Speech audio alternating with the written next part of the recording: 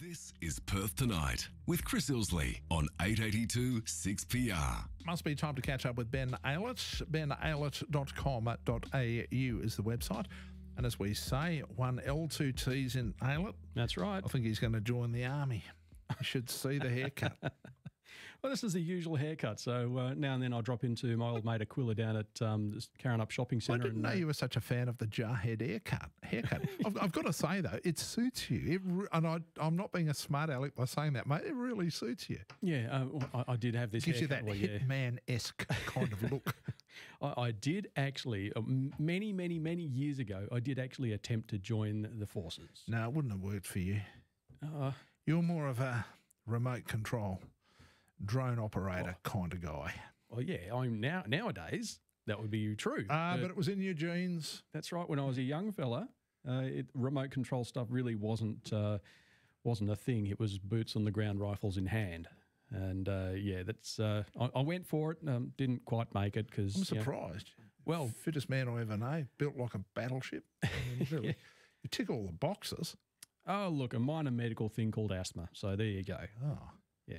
It hasn't stopped you doing surf lifesaving. No, that's right. Yeah. It all works out.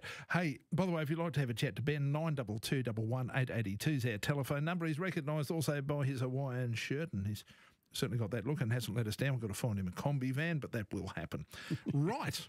I'm loving this talk about the combi van. Yeah, no, we're going to make it happen, mate, with Hawaiian print. Yeah, it's going to look like a giant Hawaiian shirt on the road. It's totally going to be wonderful. That, yeah. Now, you showed me this, and we can't play it on air. No. Only because of the language. Yes. But this piece of they call it deceptive editing, was just unbelievable. The reason being is because it looked authentic. As I say, unfortunately, we can't play it for you on air. Yeah, that's simply true. because it contains language that's just not appropriate. But well, that's right, yeah. When you look at it, you think to yourself, oh, wow. And it starts to bring home just how close we are to getting to that point where just because we see something and somebody is purported to have said something, it may not necessarily be so. Yeah, that's right. I mean, I don't know about yourself or the listeners, but I do remember growing up with the old saying, believe half of what you see and none of what you hear.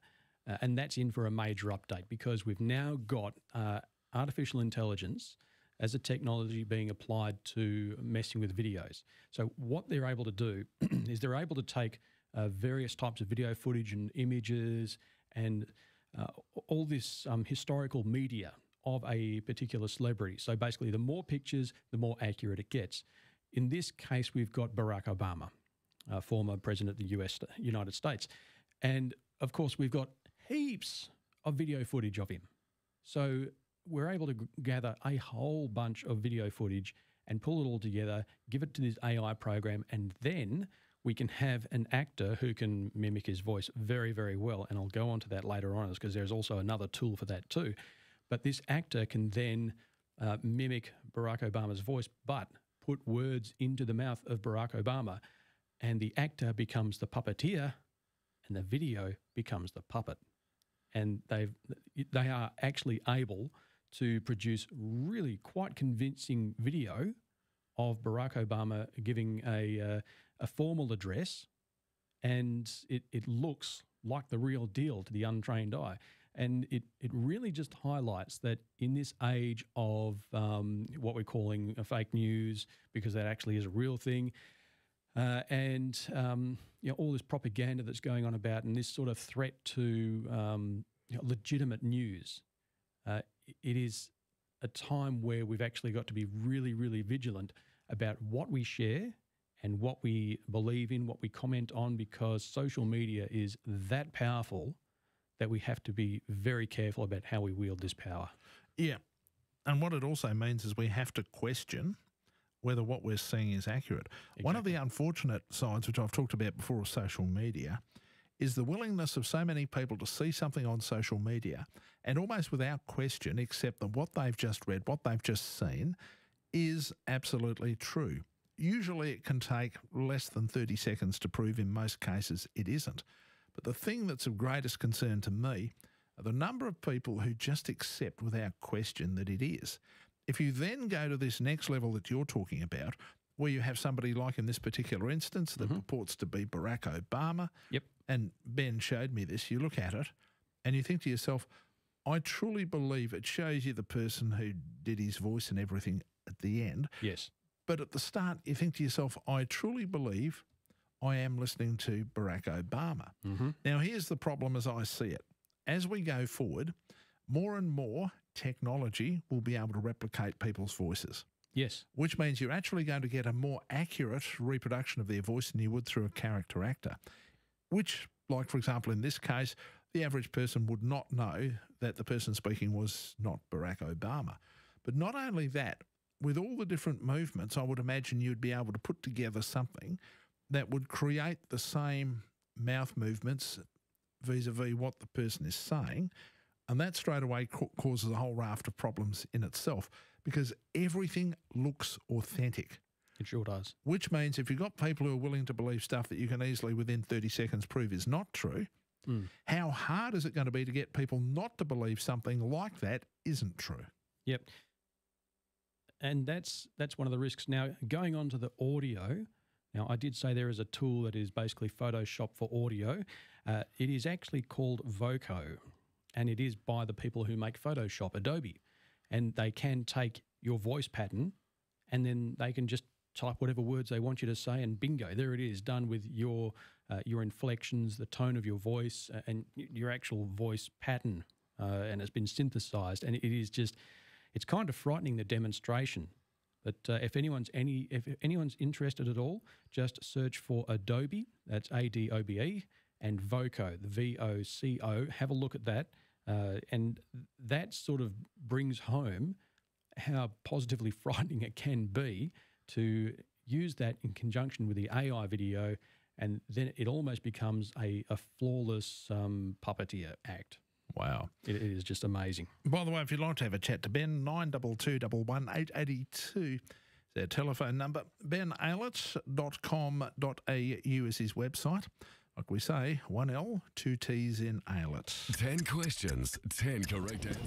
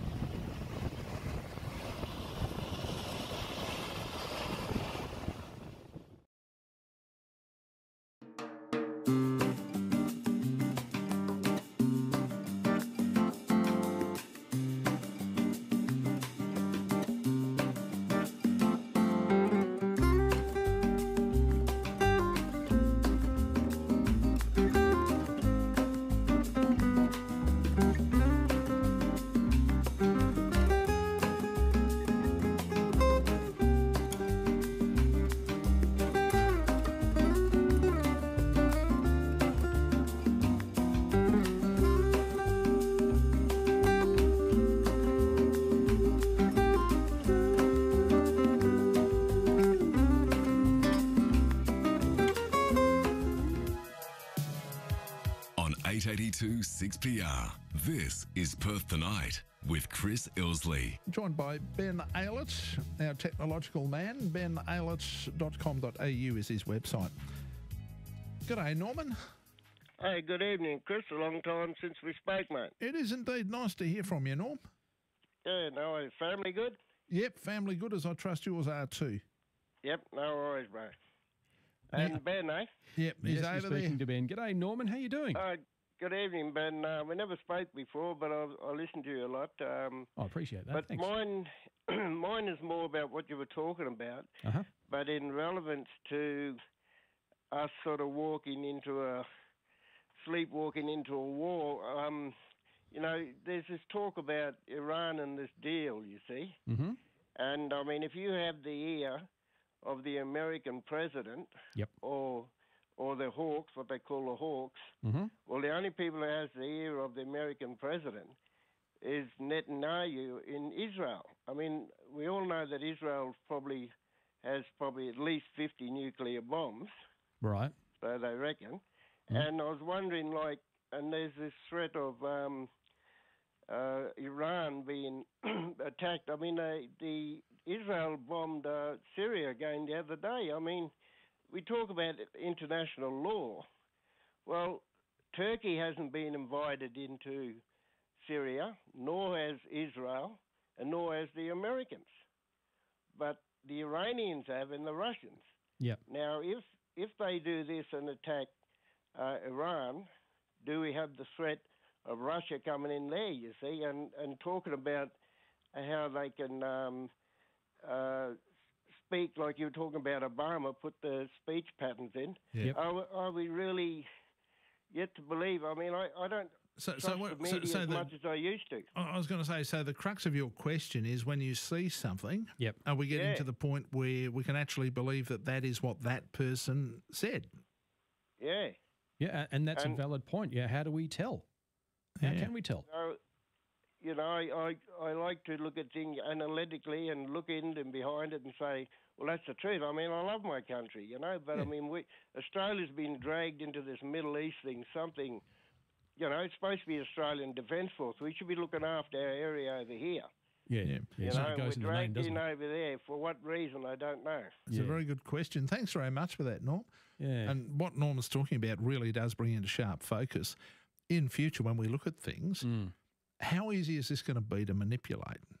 To say, and not only that, you could use it for malicious intent. Absolutely. You could use it for propagandous intent. Yep. But you could also use it to get somebody. I mean, you know, nowadays, I mean, let's face it, the sports star decides, looks at some girl and says, gee, you look all right, and suddenly a bloody scandal blows up out of it. Uh-huh. How easy would it be to use that technology to say, I'm going to bring this person down?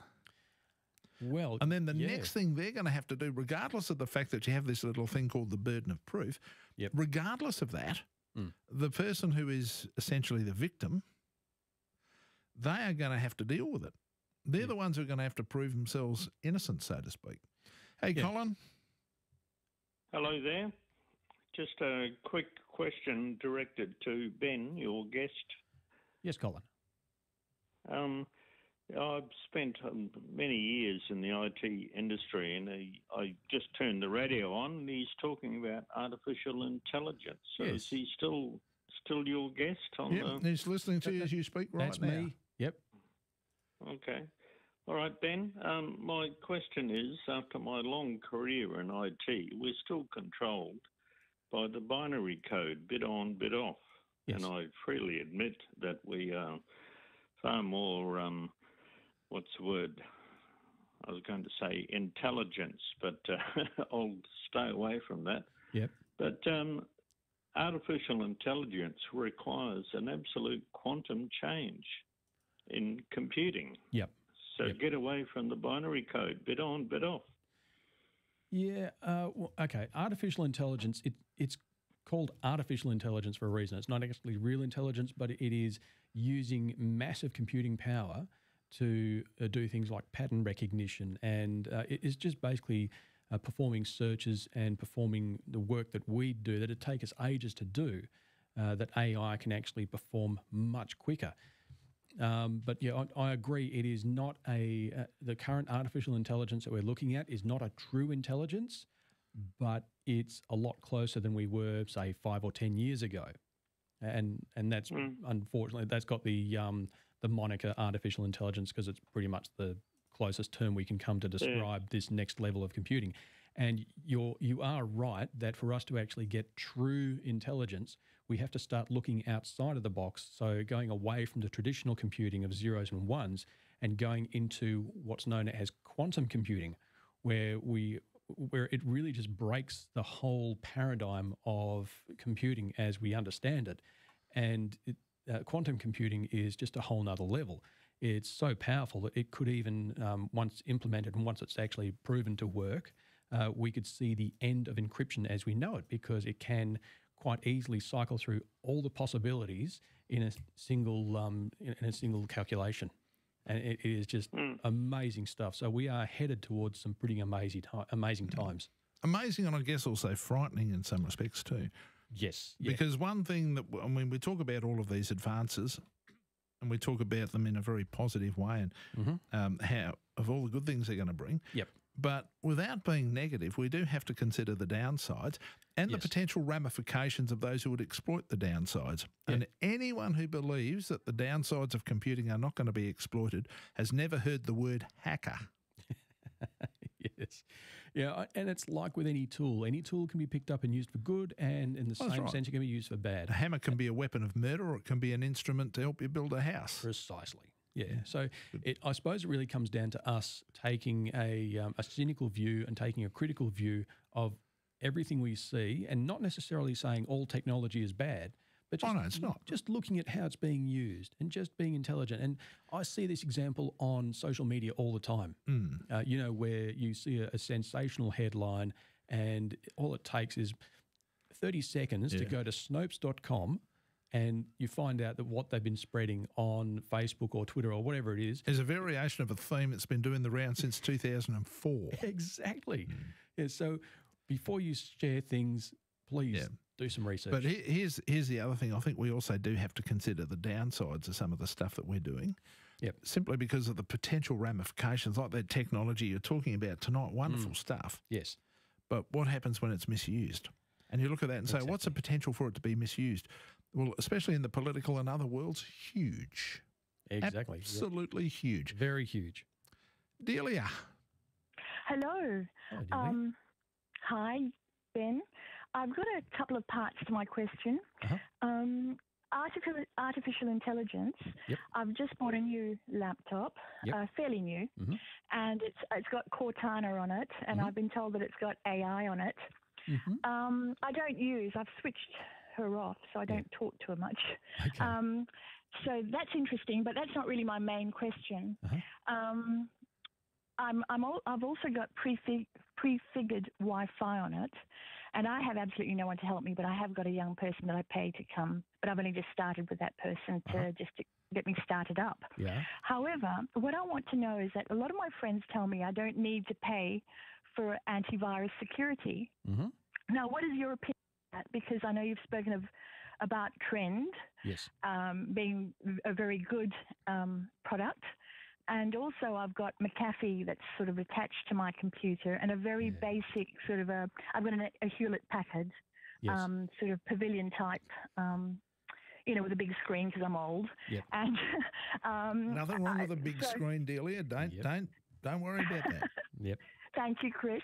So what I want to know is I know it's expensive, and I'd like to save money because I'm spending quite a bit more than I used to. What I want to know is how safe am I with a free antivirus package?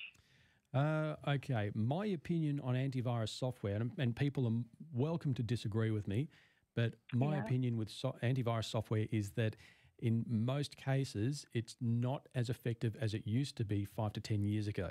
So 5 to 10 years ago, we'd have viruses running rampant, and it was antivirus back then was pretty effective. These days, about 87% of all hackers that were surveyed last year at DEF CON, which is a hacker conference, 87% of them... conference. We have a hacker. Carry on. Absolutely, we can talk about that later. It's really fascinating. But they did a survey and 87% of respondents said antivirus doesn't even factor in as a worry when it comes to us trying to take over computers. We've already factored that into our attacks. So by and large, antivirus software is not offering the bang for buck these days. If you need to have that sort of peace of mind with antivirus, possibly AVG or Trend. But myself, I use Windows Defender, which is built into Microsoft Windows. It's free. Yes. And it does, in my opinion, does a much better job and is less taxing on the system than pretty much any other antivirus system around. The number one. Thank you for that. Because I want to just go on for a little bit longer. Thank you for that, because the guy that set me up, I think, has got me on that. And it's just that other people are telling me, because I've got no one, so I try and talk to people and that. And most people say, I haven't paid for mine and I'm doing all right, and to check it out. But it's a bit difficult for me to check it out because half the time I don't understand all of it and I have to go over it repeatedly. So the other thing I wanted to ask was, that's good. You relayed some of my fears about that, so I can get my guy, get someone in to help me if I need to. So at the moment, my 30-day trial with the McAfee that's come with my laptop is telling me to pay, and it's like $60 a year or something like that. And I've been avoiding that.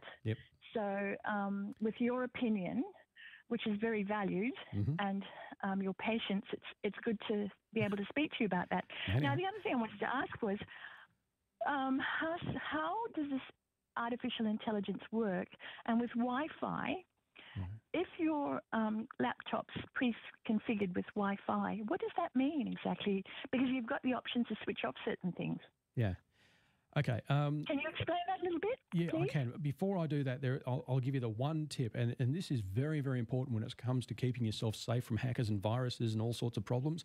The most important thing is to make sure that Windows is up to date. At least once a week, go into Windows and check for updates. Those 3 words, check for updates, is incredibly important, and make sure you got your updates installed. Because if you don't apply any patches, it means you've got security holes in your computer from one week to another. Now, with that out the way, how does artificial intelligence work? Well, I'd probably need another degree in something to tell you exactly how it works, but it is basically leveraging very high-powered technology, which is not usually in our computers, and it does things by looking for patterns and generating rules based on those patterns, and then just one iteration after another. So it finds a pattern, makes a rule, finds a pattern, makes a rule. And eventually it gets to a point where it is able to detect patterns that you or I would take years to notice. So it's just a very rapid development of pattern recognition. If you have no one else on the phone, I just wanted to say that I've already started to notice that when I was actually using a lot of, playing with it the first month I had it, because I'm being sold little things like on the taskbar, it will come and say, this is for you, by my name and, certain game or a certain film. And I thought, well, I haven't even been on this long, and it knows what I've been sort of looking at. Yeah. So there's no way out of it though, is there? Because, and I've got Windows 10. Another thing about Windows 10 is, for an old person, it's good because I made a quantum leap from just an old Millennium sort of computer to 2000 computer to this. I finally sort of succumbed. Yep. And I found the leap was quite a big gap but I'm surprised myself. I've sort of understood it a lot better than I thought I would. Oh, well done. But yes, this hidden thing, I tend to lose things as well, but they seem to come up again. So, I lose with fonts and stuff like that. You've got to go it's not all there for you on the desktop or whatever. Yeah. But how have you come with people that you've met and looked after? How do the oldies cope with the Windows 10 and stuff like that? Well, look, all it takes is just a bit of time to sit down and fiddle with it. And it's like anything. You jump into a different car. At first it feels weird, but then after a few days or maybe a couple of weeks, it just starts to feel like second nature. So it's really just a matter of you getting comfortable with a new device. I've found with Windows 10, one of the quickest ways to get around is to hit that Windows key or click on the Windows button in the bottom left-hand corner of your screen.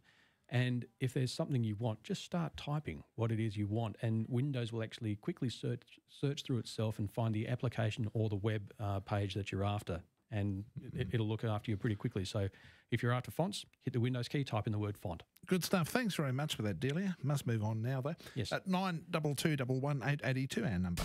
Perth Tonight for Whoppers Glitter.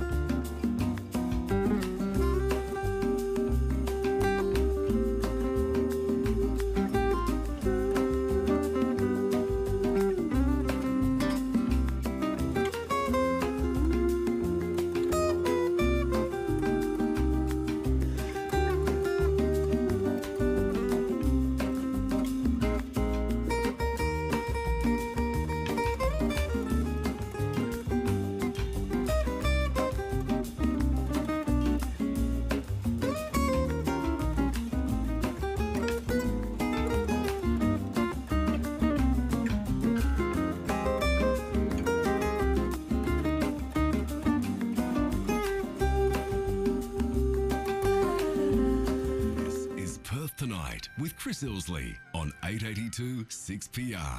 92211882, our telephone number. Joined by Ben Aylett, talking technology. Ben, of course, from Easy Wireless, and his website is benaylett.com.au. 1L, 2 T's in Aylett. Mm-hmm. G'day, Craig. How you going, Chris? Good, mate. Ben's here and listening. Yeah, Ben, just a quick question. I'm an Apple person, but it'll apply to Windows as well. Yes. I heard you say to the lady before, make sure you do updates. Absolutely. Now, when I do my updates, quite often the apps that I'm using don't update as well, and I lose all the information that's on them. Mm-hmm. Is there any way around that? Because I've said to myself, I'm not going to update anymore because otherwise I'll lose everything. Jeez, if you don't update and get yourself compromised, you will lose everything. Can I just ask you, how come he's losing stuff when he's updating? I don't know. That seems to be an Apple thing. It does happen from time to time. It's the app's out of date. Yeah. As in the people that develop the app haven't developed it further. Yeah, okay. Yeah.